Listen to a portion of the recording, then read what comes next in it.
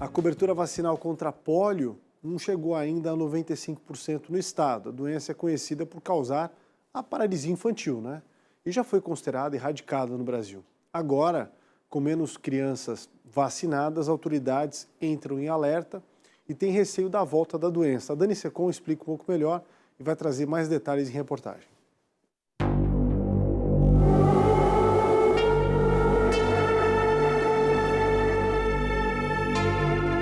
Enquanto guerras de poder e armamento dominam o cenário internacional no século XXI, silenciosamente seguimos combatendo outros tipos de inimigos. É só uma picadinha, dizem os médicos, mas ela pode salvar vidas quando o assunto são os exércitos invisíveis e silenciosos. No caso da poliomielite, conhecida popularmente como paralisia infantil, a batalha tem tido altos e baixos e preocupa autoridades, já que a doença não tem tratamento.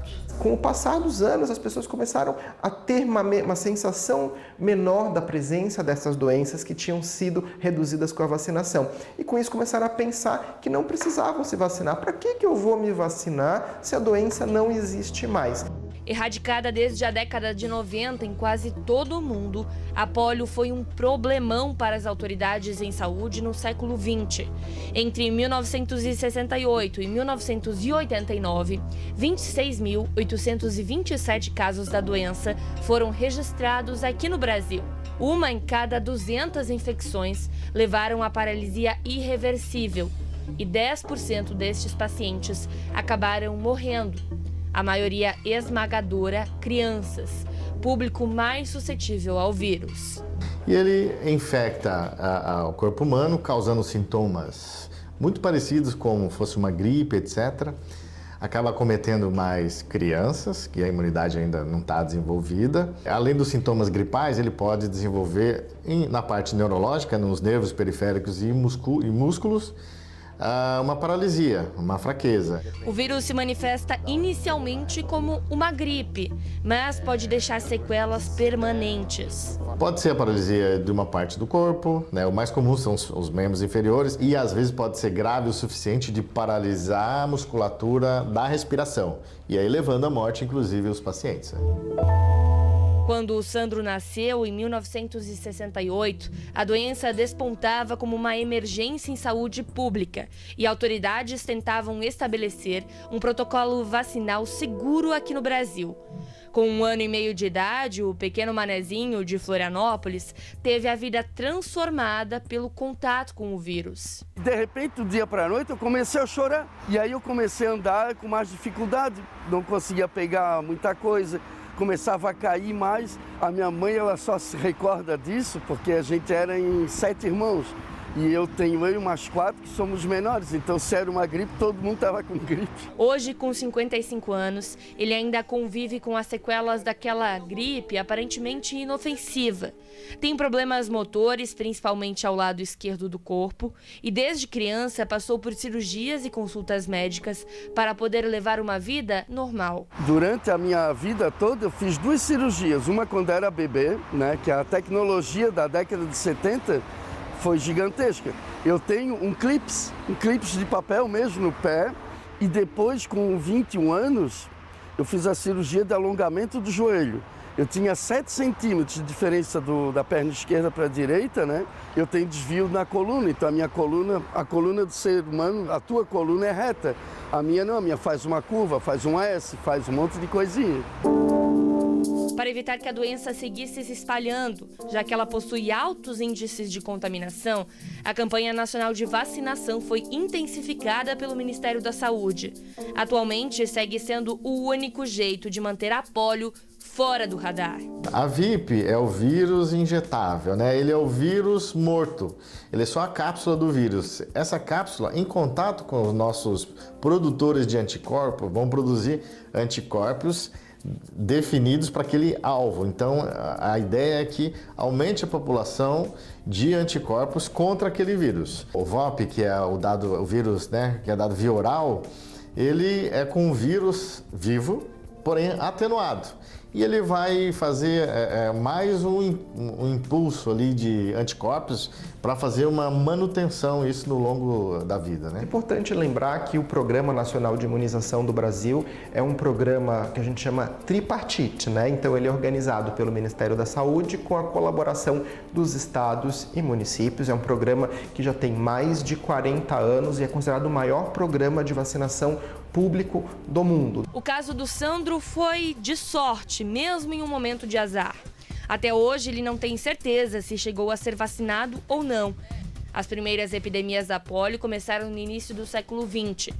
De acordo com a Organização Mundial da Saúde, somente no ano de 1975, quase 6 mil crianças ficaram paralisadas nas Américas por conta da doença. A década de 80, 90, essas duas décadas foram extremamente importantes para o programa de imunização, porque elas estavam num período de virada de chave, que a gente conseguia vacinar em grande quantidade e as pessoas viam as doenças diminuindo, né? Então você tinha essa percepção objetiva. Eu tinha ali na década de 80 casos de sarampo, por exemplo, com o início da vacinação no meio dessa década, você começou a ter a partir dos anos 1990 praticamente um número muito pequeno de casos até chegar à nossa certificação sem casos.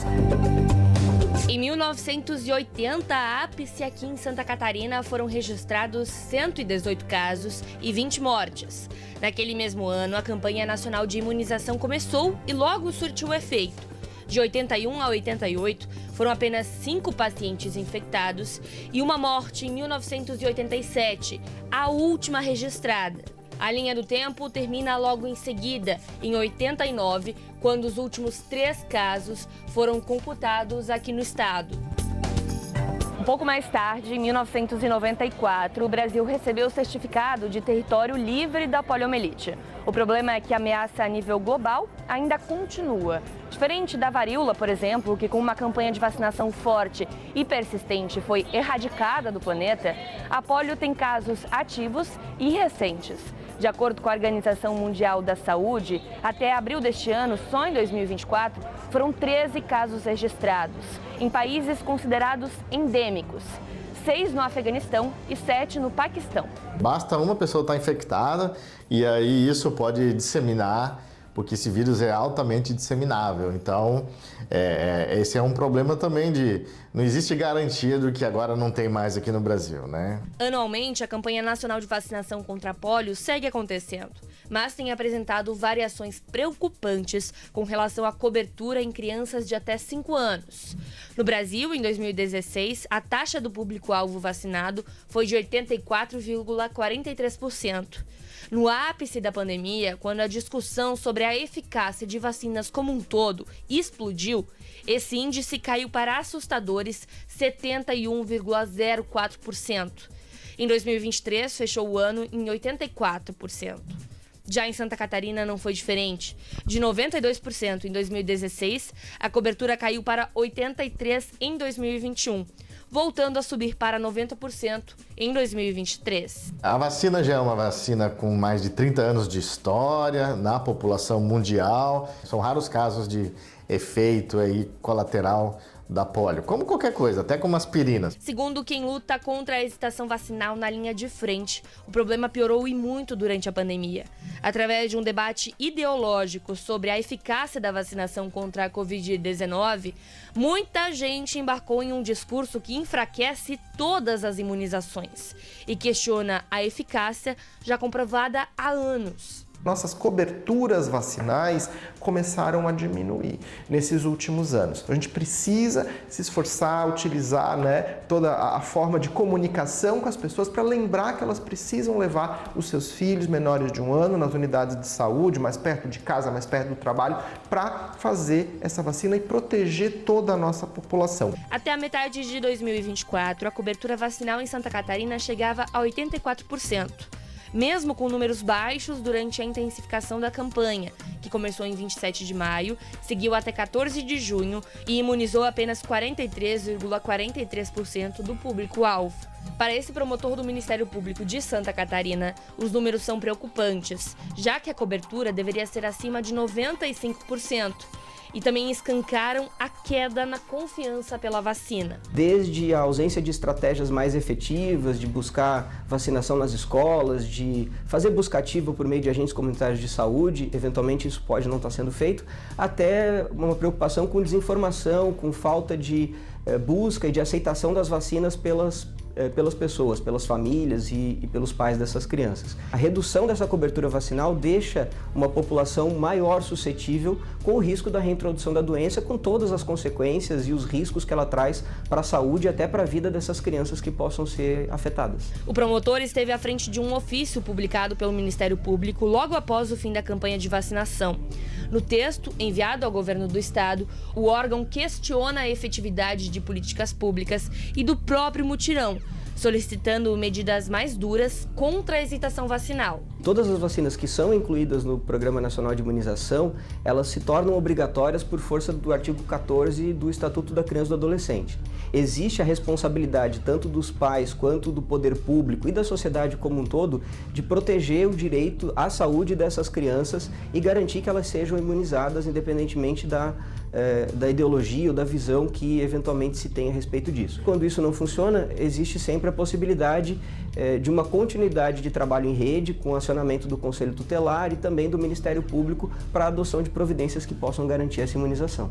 Segundo a Diretoria de Vigilância Epidemiológica, o assunto é tratado como prioridade dentro da Secretaria de Saúde do Estado e conta com políticas públicas voltadas ao incentivo da vacinação, não somente com relação à pólio, mas também de outras doenças como a dengue, o coronavírus e o sarampo. E Santa Catarina também tem uma lei estadual que orienta as escolas a solicitarem esse comprovante para que a gente possa realizar a matrícula. Então, isso é mais uma forma de estimular as pessoas, então, a terem o seu calendário vacinal, daí não só para pólio, mas todas as vacinas que são necessárias nas crianças. As crianças não vão ser forçosamente vacinadas, mas os pais que não vacinam podem responder por uma infração administrativa que prevê uma multa de 3 a 20 salários mínimos e aplicada em dobro em caso de reincidência. E, ao mesmo tempo, você também não pode negar acesso a direitos fundamentais, como é o direito à educação, por conta da criança não ter sido vacinada.